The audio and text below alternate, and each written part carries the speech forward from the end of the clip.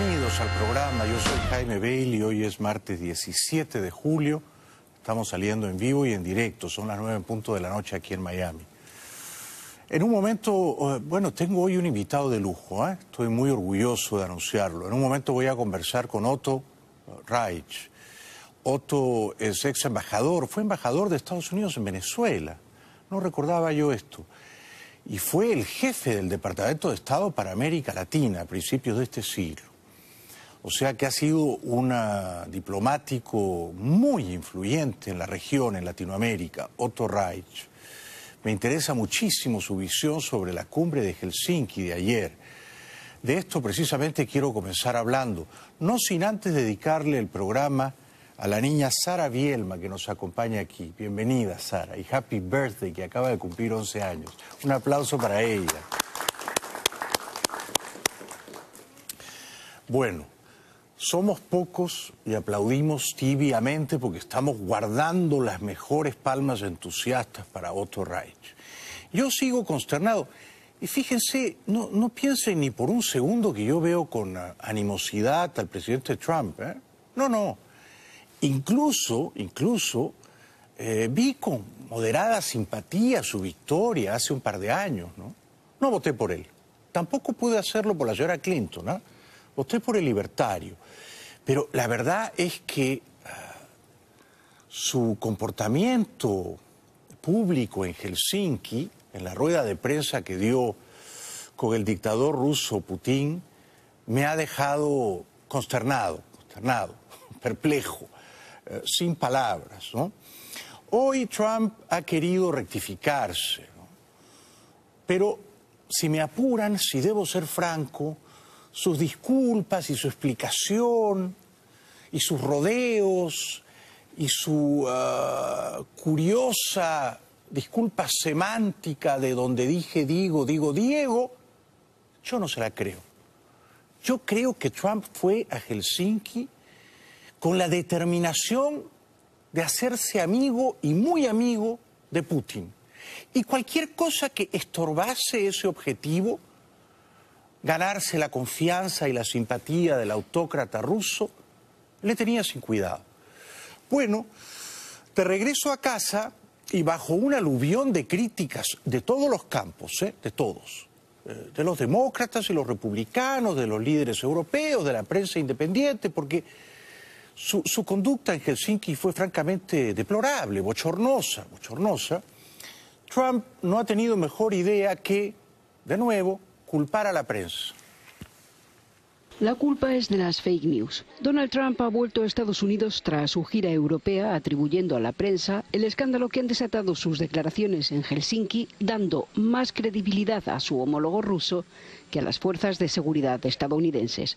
Aunque tuve una gran reunión con la OTAN y conseguí grandes cantidades de dinero, fue aún mejor con Vladimir Putin de Rusia. Lamentablemente no lo reportaron así. Las noticias falsas se vuelven locas. Ni falsas ni locas. Las noticias han transcrito con nitidez y con fidelidad lo que ocurrió en esa rueda de prensa en Helsinki.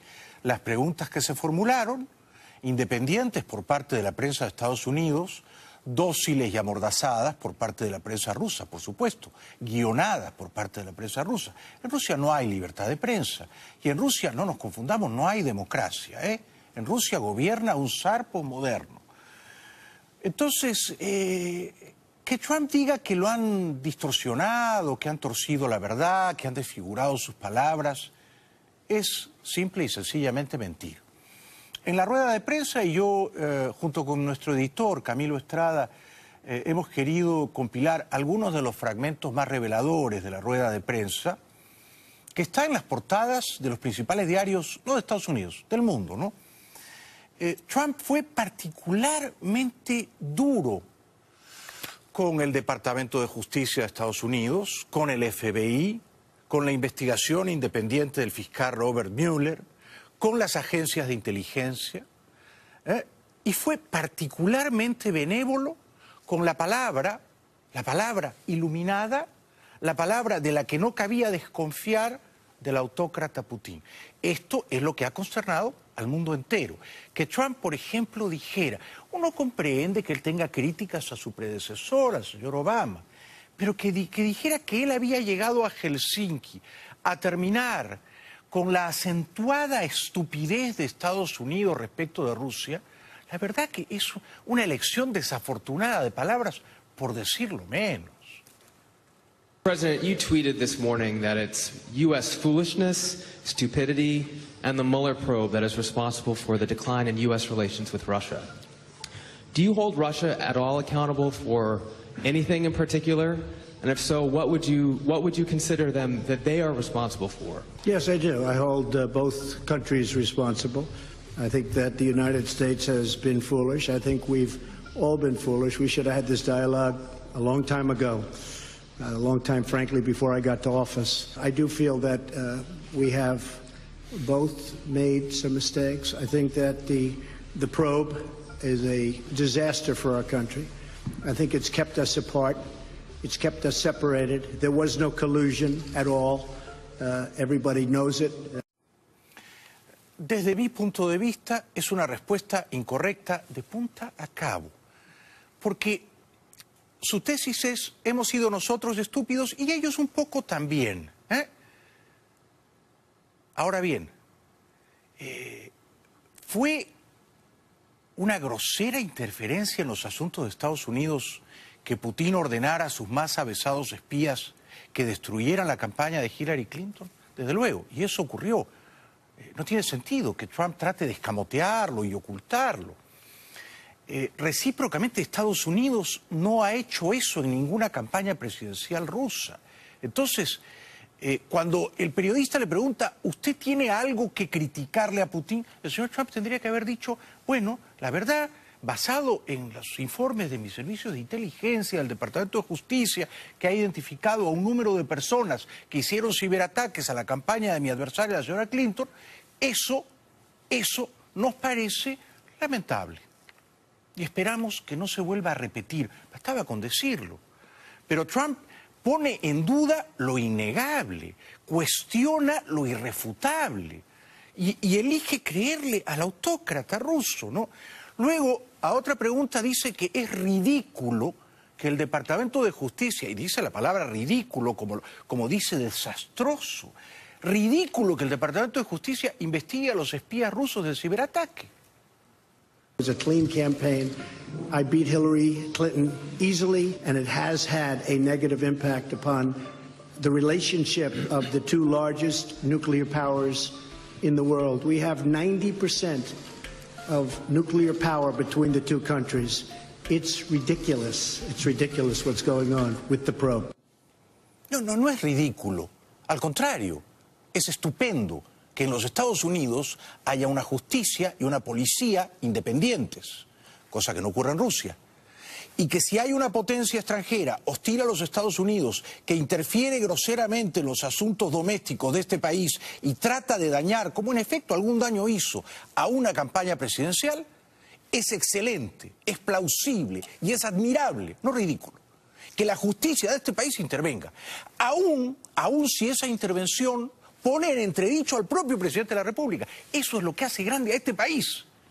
Que los poderes públicos son independientes, que hay un contrapeso de poder. Trump no entiende esto, le molesta.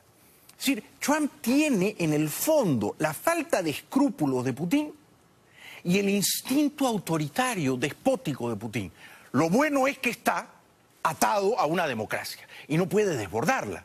Pero le molesta que lo investiguen, le molesta que haya una investigación en marcha, al punto que niega las cosas que la investigación ha hallado, ha encontrado, ¿no? Entonces, yo entiendo que el presidente Trump diga, yo no me coludí con los espías rusos. Ok, esto yo lo entiendo. Incluso estoy dispuesto a creérselo. Ok, no hubo colusión. Pero una cosa es negar la colusión y otra cosa es negar el espionaje. Y el espionaje es innegable. Why should Americans and why should President Trump believe your statement that Russia did not intervene in the 2016 election, given the evidence that U.S. intelligence agencies have provided? There was no collusion. I didn't know the president. There was nobody to collude with. We ran a brilliant campaign, and that's why I'm president. Ahora bien, vamos a creerle, no hubo colusión. Él y su gente más cercana, y fíjense que algunos de ellos están presos, como Paul Manafort, ¿eh? él y su gente más cercana, no se reunió con los espías rusos o con los representantes de los rusos tratando de maliciar, complotar juntos alguna manera de dañar la candidatura de Hillary. Vamos a creerle eso. Sin embargo, en plena campaña presidencial, el señor Trump les pidió públicamente a los rusos que hackearan los correos privados de la señora Clinton y las hicieran públicos. Esa era una invitación a la colusión, ¿verdad? Trump estaba incitando, avivando a los rusos a quebrantar las leyes de este país y a jugar un papel protagónico en la campaña presidencial. O sea, por eso es que yo creo que Trump lo niega todo, porque está en falta, ¿no? Ahora, este periodista le hace la pregunta del millón, ¿no? Le dice, usted tiene que elegir a quién le cree. ¿Le cree a la justicia de los Estados Unidos, a los servicios de inteligencia de los Estados Unidos que trabajan para usted, o le cree a Putin? Y a ver cómo responde Trump.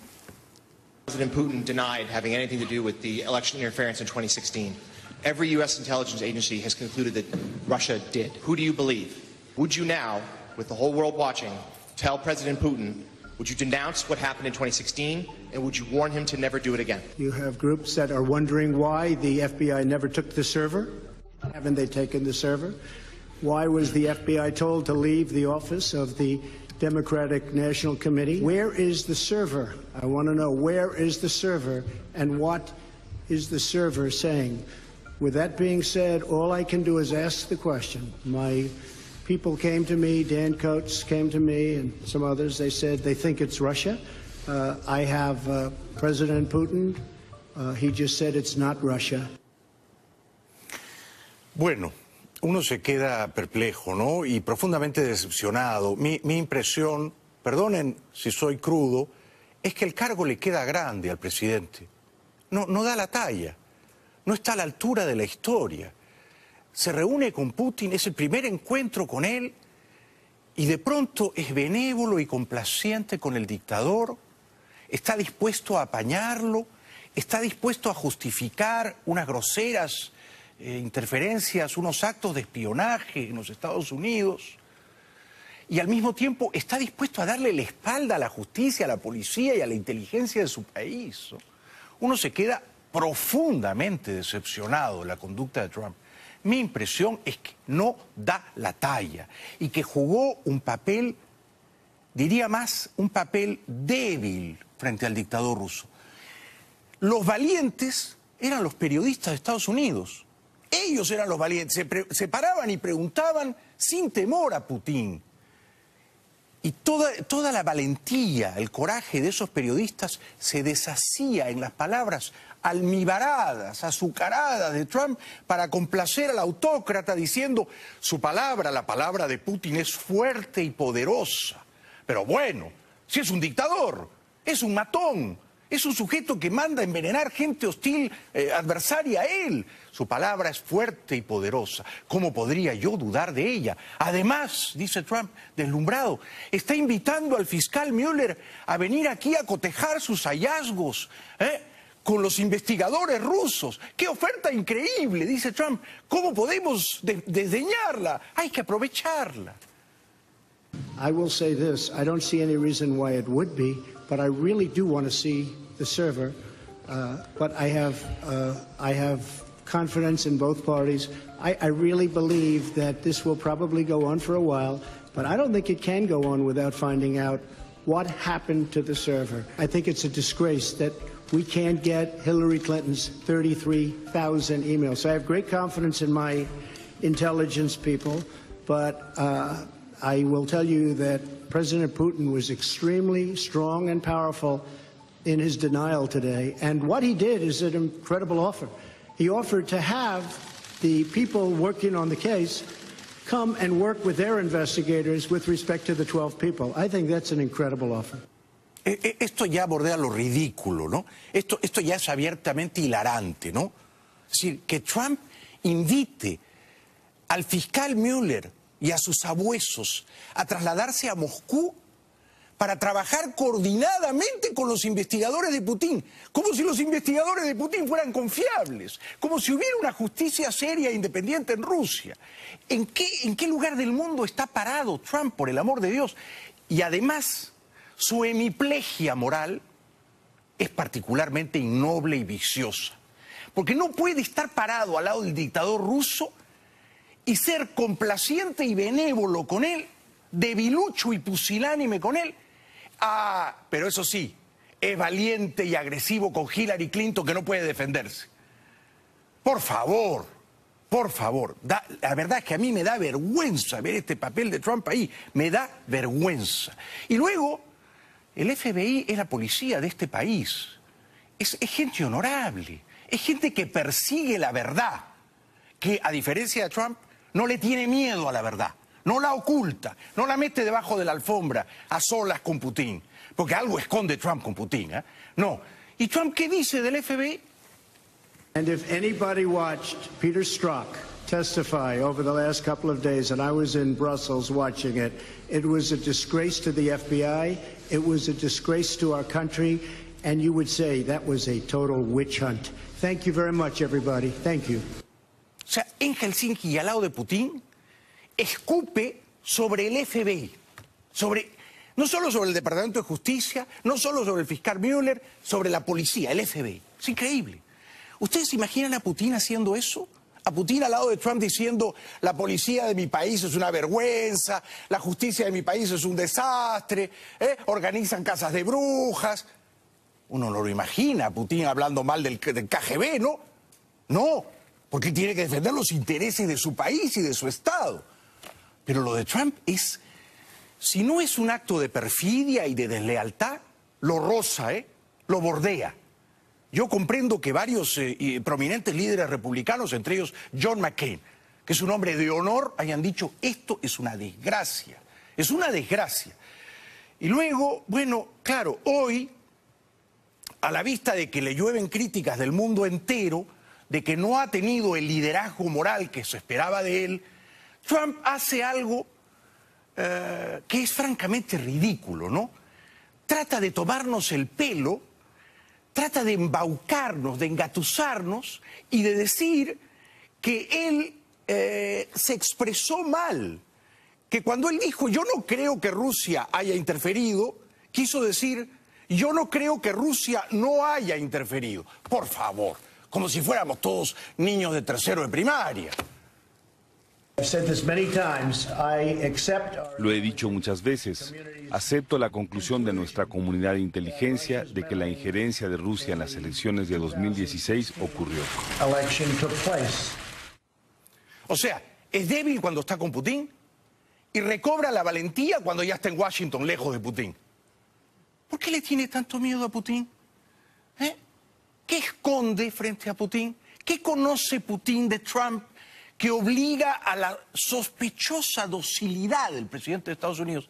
Ahora, de nuevo en la Casa Blanca, es valiente y hace un refraseo de palabras y dice que no pronunció las palabras correctas y que la prensa en realidad sembró cizaña y trató de desfigurarlo todo. No fue una fake news, sino un error de expresión. Tras ser recibido con un aluvión de críticas a su regreso de la cumbre de Helsinki, el presidente de Estados Unidos, Donald Trump, ha asegurado que se expresó mal durante la rueda de prensa junto al presidente ruso, Vladimir Putin, y que donde dijo Digo, quería decir Diego. Me gustaría aclarar que en una frase clave de mis comentarios dije la palabra vería en lugar de no vería. La frase debía decir no vería ninguna razón por la que Rusia no estuviese detrás. Solo para repetirlo. Dije vería en lugar de no vería. Tengo plena fe en nuestras agencias de inteligencia. Vaya, simplemente han apagado la luz. Deben ser las agencias de inteligencia.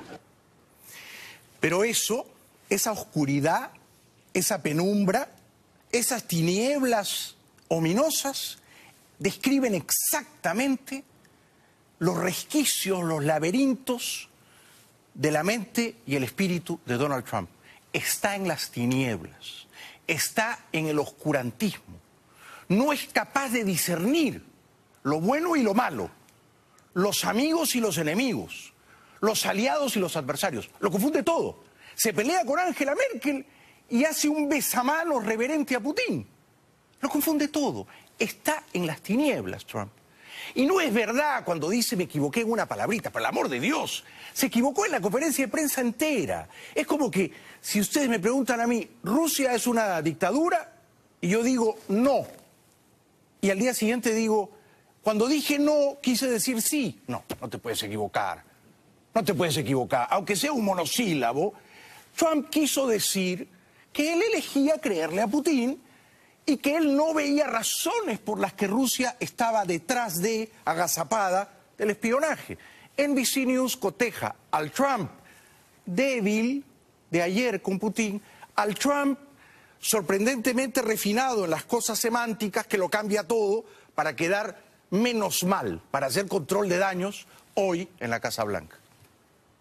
I realize that there is a need for some clarification. People came to me, Dan Coates came to me, and some others. They said they think it's Russia. I have President Putin. He just said it's not Russia. I will say this. I don't see any reason why it would be. In a key sentence in my remarks, I said the word would instead of wouldn't. I will say this. I don't see any reason why it would be. The sentence should have been, I don't see any reason why I wouldn't, or why it wouldn't be Russia. So, just to repeat it, I said the word would instead of wouldn't, and the sentence should have been, and I thought it would be maybe a little bit unclear on the transcript or unclear on the actual video. The sentence should have been, I don't see any reason why it wouldn't be Russia. Sort of a double negative. So you can put that in, and I think that probably clarifies things pretty good by itself. La verdad, a mí, como ciudadano de los Estados Unidos y admirador de este gran país, me da vergüenza. Me da vergüenza. Creo que hubiera preferido que Trump dijera, sí, yo dije lo que dije, y me reitero en esto. Y quiero ser amigo de Putin, y creo que Putin no espió a Hillary Clinton, y punto. Pero no. Aparte de su indignidad moral, presenciamos su profunda deshonestidad intelectual. O sea, decir que no dijo lo que sí quiso decir y pensar que el mundo es tan bobalicón que le va a creer. Y no, esta es otra demostración de debilidad, de oportunismo, de cinismo y de falta de escrúpulos. Pero sobre todo, y aquí termino para ir a la pausa, es una prueba para mí ácida, ácida, nuclear, de que Trump no es un estadista. Trump no es un político que vuela por encima del promedio. No, es un hombre de negocios. Y Trump te fija un precio ayer y te cambia el precio mañana. Es así, es un hombre de negocios, es un vendedor. Entonces, seguramente si él va a Moscú a vender apartamentos, vende varios. Pero si él va a Moscú a defender los intereses morales del mundo libre, amenazado por la dictadura rusa, en Ucrania, en Crimea, en Siria, acá en nuestro vecindario, en Venezuela, ese papel a Trump le queda grande. De todo esto vamos a hablar en un ratito con el gran Otto Reich, que ha sido embajador en Venezuela, jefe del Departamento de Estado para América Latina. Y antes les voy a contar todo lo terrible que está ocurriendo. Es una carnicería, es un genocidio en la dictadura nicaragüense. Regresamos después de la pausa. Bienvenidos de vuelta. En pocos minutos voy a tener el gran placer de conversar con Otto Reich. Otto ha sido embajador de Estados Unidos en Venezuela, ha sido el jefe del Departamento de Estado en América Latina. Me interesa muchísimo cómo ha visto la cumbre de Helsinki, pero también la catástrofe humanitaria que está ocurriendo en Venezuela, entre otros temas urgentes de actualidad. Uno de esos temas quemantes es Nicaragua. La dictadura de Ortega ha masacrado a sangre fría a más de 300 personas. Este fin de semana mató a por lo menos 12 jóvenes opositores. A varios de ellos hoy martes los han sepultado en medio de grandes escenas de dolor. Gerald Vázquez, estudiante de 20 años, murió cuando un grupo de paramilitares asaltó la Universidad Nacional Autónoma de Nicaragua en Managua el pasado viernes. Uno de los jóvenes enmascarados que acompañaron el cortejo comentó que a pesar de que cerca de 360 personas han muerto en las protestas, seguirán luchando. Siempre vamos a seguir la lucha en nombre de él, a seguir adelante. Porque así, con toda la gente que se ha volado, ni más ni menos Daniel, no es para que quede en manos de todo eso. Por otra parte, en la ciudad de Masaya, el último gran bastión que se mantiene en pie contra el gobierno de Daniel Ortega, enterró a José Medina, una de las 2 personas que murieron durante un violento enfrentamiento en el que las fuerzas policiales usaron armamento pesado propio de militares. Por lo visto, y esto me parece admirable, los nicaragüenses no abandonan la calle, la resistencia pacífica, y no están dispuestos a dejarse arredrar, intimidar por la satrapía de Ortega. Multitudinaria manifestación en Managua contra el presidente Ortega. Miles de manifestantes, bajo el lema "Juntos somos un volcán", recorrieron la capital nicaragüense en rechazo al presidente Daniel Ortega. Diversas organizaciones humanitarias le responsabilizan de la muerte de al menos 351 personas en menos de 3 meses. Ya no respetan ni al anciano, ni al niño, ni a nadie. Entonces, quiere decir que este individuo está desterrado. Lemas como "eran estudiantes, no delincuentes", recordaron a los primeros muertos durante la represión gubernamental. Estoy aquí exigiendo justicia, exigiendo un cambio, demasiados muertos, demasiados torturados. Acompañamos a esa señora y al noble pueblo de Nicaragua, que no se rindan, que no se replieguen, porque si se encierran todos en sus casas, la dictadura no va a caer, hay que tumbarla. Ortega no va a renunciar, habrá que apresarlo y someterlo a la justicia, una justicia que reclaman los nicaragüenses. Los nicaragüenses también salieron a las calles para pedir justicia por las víctimas. Su derecho a protestar podría ser criminalizado tras la aprobación de una polémica ley sobre terrorismo por el Parlamento de Nicaragua, denunciada por la Oficina del Alto Comisionado de Naciones Unidas para los Derechos Humanos. Mientras la violencia se ha recrudecido en los últimos días, la comunidad internacional ha condenado la violenta represión que sufre Nicaragua. La ONU exigió el cese inmediato de la violencia y la reanudación del diálogo político. También 13 países latinoamericanos presentaron un comunicado conjunto en el que denuncia la violación de los derechos humanos que se produce en su país vecino. En Masaya, que era el último bastión de los estudiantes rebeldes, hoy ha habido una masacre. Los sicarios del régimen de Ortega han bombardeado esa población civil indefensa, han matado a un montón de gente y la han capturado, la han sometido. Masaya ha caído en manos del gobierno nicaragüense tras 7 horas de un intenso bombardeo sobre la comunidad indígena de Monimbó, que ha dejado al menos 3 muertos, un policía, un menor de 15 años y una mujer que estaba en la puerta de su casa. Según la Asociación Nicaragüense Pro Derechos Humanos, el número de víctimas podría ser mucho mayor, pero la ciudad, el principal bastión de las protestas contra el presidente Ortega, sigue cercada por las fuerzas combinadas leales al mandatario. Daniel Ortega ha hecho caso omiso al clamor internacional que le exige poner fin de inmediato a la represión del estallido social que se inició el pasado mes de abril cuando anunció una polémica reforma de la seguridad social y que ha dejado ya más de 350 muertos. Creo, aunque siempre es imprudente arriesgar una opinión, ¿no? Aventurar un vaticinio, que Ortega terminará de caer si los nicaragüenses siguen en las calles, de pie, indómitos. Desde Bruselas, y este personaje yo no lo tenía en el radar, este es un ministro nicaragüense, o sea, un ministro de Ortega, servidor de la dictadura nicaragüense de Ortega. Está en Bruselas porque hay alguna reunión burocrática y entonces defiende al tirano Ortega. Incluso el Alto Comisionado de Naciones Unidas para los Derechos Humanos le ha pedido al gobierno nicaragüense que cese la violencia estatal y que desarme a los grupos progubernamentales. Ese mismo alto comisionado dijo que la vasta mayoría de las bajas fueron por las fuerzas gubernamentales. Y eso es basado en la nada. Eso es basado en información tendenciosa de organizaciones locales de derechos humanos que han sido parcializados desde hace décadas. La manera de averiguar la verdad es como hemos señalado caso por caso y haciendo justicia, no con generalizaciones infundadas que no contribuyen a la búsqueda de la paz.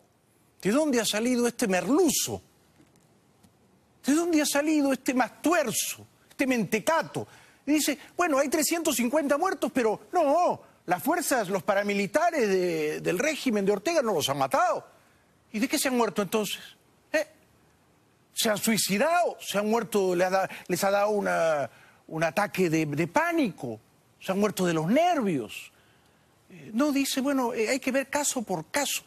Bueno, si será cínico y descarado, desfachatado este individuo, este ministro, paseando en belga, comiendo opíparamente porque su abdomen lo delata y defendiendo a la satrapía genocida de su país.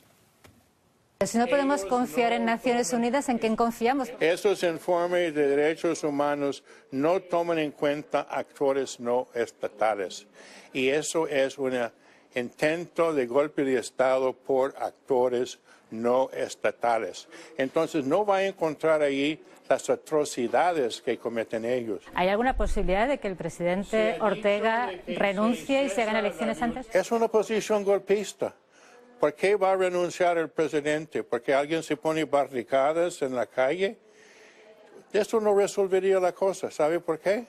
Porque los sandinistas también saben cómo poner barricadas en calles. Entonces, si vamos a tumbar gobiernos por poner barricadas, no va a haber paz nunca en Nicaragua.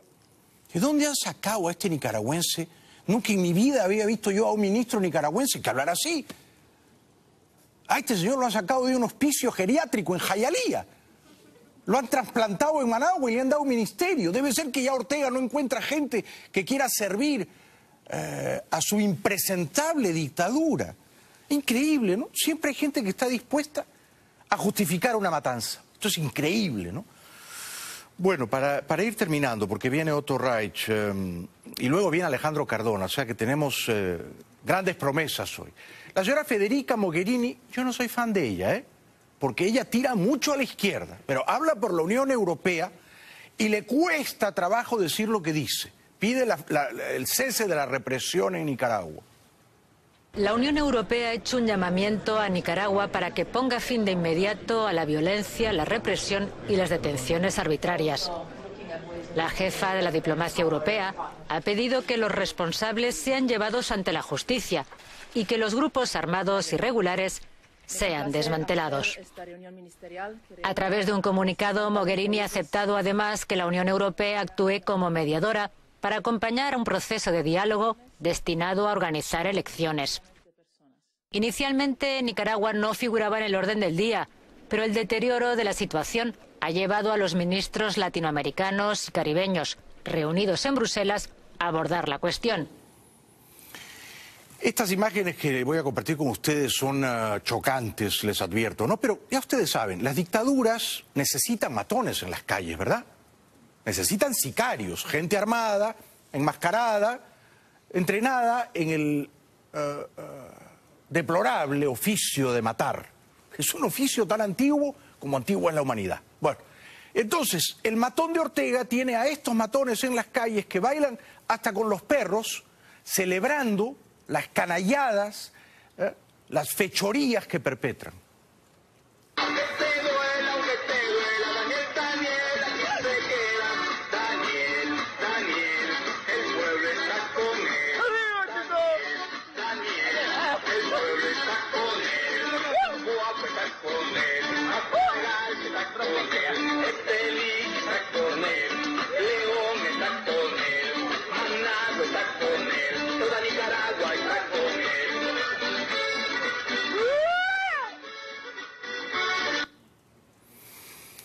La barbarie, ¿no? La contenta barbarie, la contenta barbarie. Yo creo que el perro está pensando, a mí me convendría irme a El Salvador o a Guatemala o mejor a Costa Rica.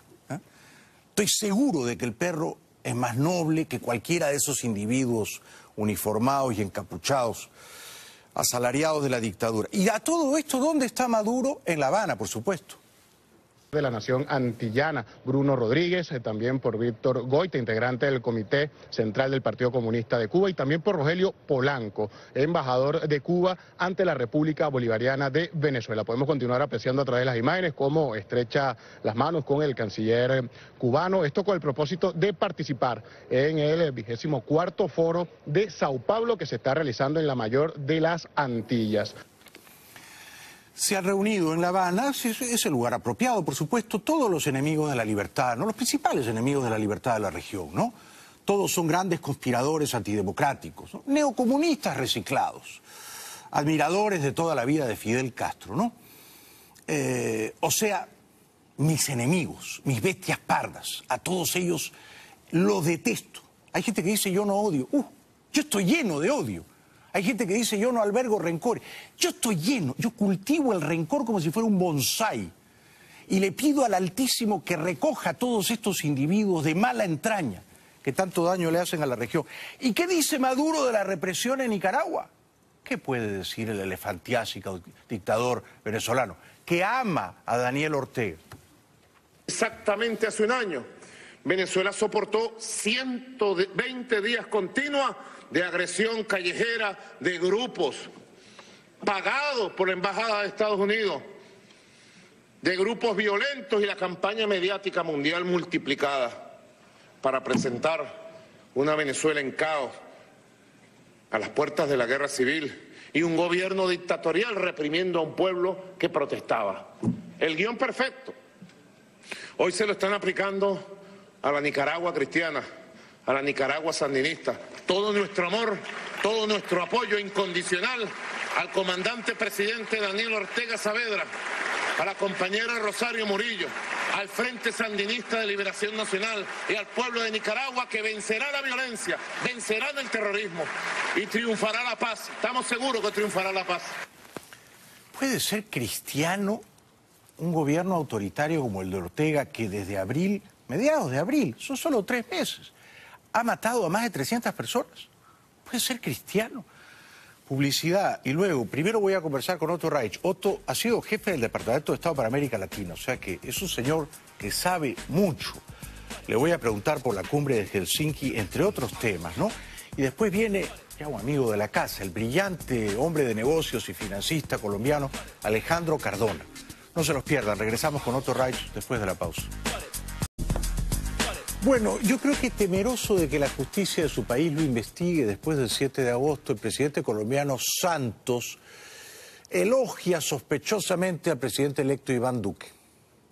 El presidente electo ha dicho algo que a mí me parece muy razonable, muy sensato y me satisface mucho. Dijo lo que debe decir cualquier gobernante: voy a continuar lo que funciona bien, voy a corregir lo que no funciona, y posiblemente hay cosas que no están funcionando y que donde nos hemos equivocado, y voy a tener una serie de iniciativas propias. Por supuesto, todo presidente quiere tener sus iniciativas propias, pero ese ánimo conciliador es muy importante. En este momento, sobre todo de nuestra historia, la polarización que estamos viendo en Colombia y en el mundo entero es algo que paraliza e impide la gobernabilidad. Yo no podría discrepar más. Es muy buena la polarización, la división moral entre los criminales terroristas de la FARC y los demócratas de bien en Colombia. Esa es una polarización buena. Con los criminales terroristas no hay que conciliar, hay que hacer justicia. Regresamos después de la pausa. Cristiano Ronaldo nació en febrero del año 85, o sea que ha cumplido 33 años. Ya no está tan jovencito y es el nuevo fichaje de la Juventus de Turín, que ha pagado más de 100 millones de euros por él. Cristiano Ronaldo fue presentado el lunes con la Juventus de Turín. El crack afirmó que es diferente a los demás jugadores de su edad, que privilegian los contratos jugosos en Qatar o China. As I said before, the age is not important. Como dije antes, la edad no es importante. Me siento bien, me siento motivado, emocionado. Así que voy a tratar de dar lo mejor, como siempre, viendo hacia el futuro para empezar la liga bien y tratar de ganar cada título. En España ha quedado debiendo 14 millones de impuestos, pero él ha dicho: ya regreso pronto, muchachos, espérenme un ratito. Regresamos. Yo le tenía simpatía a Trump por el peinado. Yo pensaba, él tampoco sabe peinarse, nos peinamos igual. Si él ganó la presidencia con ese peinado, yo la puedo ganar también en Perú. Pero nuestra luna de miel ha terminado, señor Trump. Regresamos mañana a la hora de siempre. Gracias, gracias.